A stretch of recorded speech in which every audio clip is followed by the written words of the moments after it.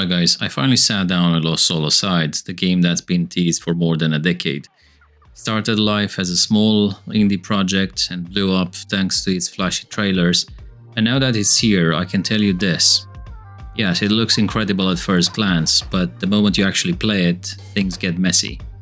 Movements, really basic. Platforming, awkward and frustrating. Combat looks like an anime fight scene, but under the surface is extremely shallow.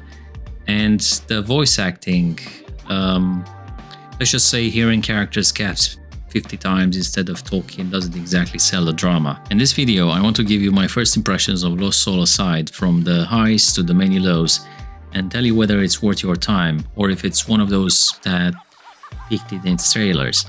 So let's get into it. When I booted up Lost Soul Aside, I had sky-high expectations. I mean, the trailer showed insane combat sequences, colorful bosses, cinematic cutscenes. It honestly looked like something that could have stand shoulder to shoulder with the big action RPGs. And look, I was even ready to forgive a few flaws. This game started small.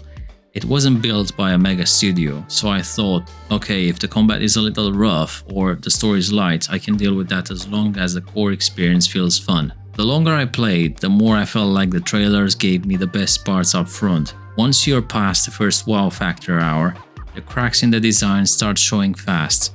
The movement feels stiff, the platforming actively fights you, and the combat that looks so stylish in trailers turns out to be really one-dimensional. Let's be honest, when a game markets itself on a flashy action, you expect that action to hold up beyond the first chapter. Here, not so much. Let's talk about the movement. On paper, you can sprint, dodge and dash, pretty standard. But it never feels precise. Your character kind of floats across the screen, and that's fine when you're just running through empty areas. But the moment you add platforming, it all falls apart. There's a section early on where you're jumping across floating platforms, and I swear I failed more because of the controls than my timing. The jumps feel floaty, the landings inconsistent, and the camera sometimes clips behind walls, so you can't even see what you're aiming for. And look, platforming isn't a huge part of the game, but when it shows up, it's unpleasant. It's the kind of thing that makes you sigh when you realize that's not how you should feel. Games like Devil May Cry or even something like Final Fantasy integrate traversal in ways that feel smooth and stylish. Here, it feels like filler. Frustrating filler at that. Honestly, I started dreading those sections more than boss fights, and that says a lot. Now the big one. Combat. Because this is what sold me in the trailers. I thought I was getting a mix between Devil May Cry's combo depth and Final Fantasy's spectacle. And at first, yeah, it feels awesome. You're zipping around the battlefield, chaining sword strikes, blasting off energy attacks, and the whole screen lights up. Particle effects are beautiful, the animations are fluid, and the sound design makes every slash sound impactful. After an hour, I realized I wasn't actually doing that much. The combat looks flashy, but mechanically it's very basic. Combos don't really branch out, enemies don't pressure you much, and most fights boil down to mashing attacks until everything dies. There's very little incentive to change up your playstyle because the same handful of moves will carry you through the most encounters. Boss fights are the one exception. Those actually push you a little harder, forcing dodges, reading patterns, punishing mistakes, and in those moments you catch a glimpse of what the game could have been if the whole system had that depth.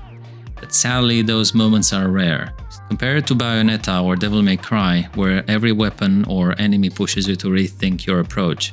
In Lost Soul Aside, combat looks like those games, but it doesn't play like them. It's style without substance. Okay, story time.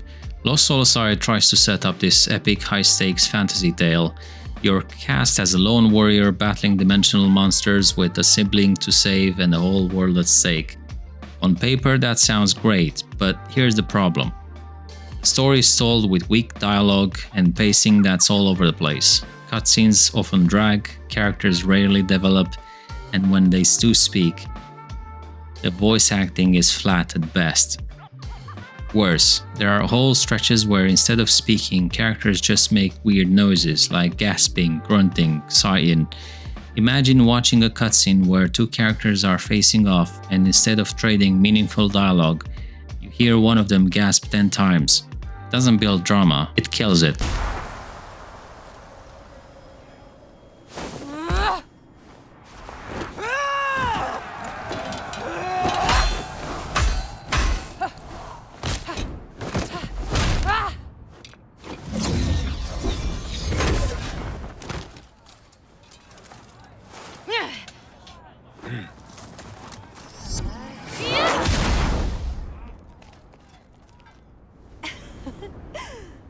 The result is that scenes that should be powerful just feel awkward, and because the story itself is very linear, you're basically being dragged from one underwhelming cutscene to the next, with shallow combat in between. After an hour, I honestly felt like I had seen everything that the narrative had to offer. Speaking of linear, this game is extremely linear. There's no exploration, no meaningful side quests, no branching paths. You just move forward, fight, watch a cutscene, repeat. At first that's fine, but after a while it gets repetitive. Performance is also mixed. The visuals are gorgeous. The Unreal Engine really shows off here, with shiny character models and dramatic environments. But performance dips during heavy combat, and I noticed stuttering during some cutscenes. It's no game breaking, but it definitely takes away from the experience. I'll give credit where it's due. The soundtrack is solid, orchestral music swells at the right times, and combat themes add tension. But when the rest of the package feels this unpolished, good music can only do so much. So is Lost Soulside worth it? Honestly, not really. Yes, it's ambitious, yes, it looks beautiful, yes, it started as an indie dream project, and I respect that. But respect doesn't change the fact that movement is clunky, platforming is frustrating, combat is shallow, voice acting is poor, and the story is forgettable. This is one of those games that will wow you in the trailers but wear you down in practice. If you're curious, maybe wait for a deep discount. If you're looking for a deep action RPG experience, you're better off with something like Devil May Cry, Bayonetta, or even Final Fantasy. It's not terrible, but it's definitely not great. Lost Soulside is the definition of style over substance. Those were my first impressions of Lost Soulside. I wanted to love it, and for a brief moment I almost did, but after a couple of hours the flaws just piled up. Now I want to hear from you. Have you tried it yet? Did you notice the same awkward platforming, the shallow combat, or the weird gasping voice acting? Or did you enjoy it more than I did? Drop your thoughts in the comments. And if you enjoyed this honest breakdown, don't forget to like, subscribe, and stick around for more reviews, first impressions, and gaming content here on Dash Players. Thanks for watching, and I'll catch you in the next one.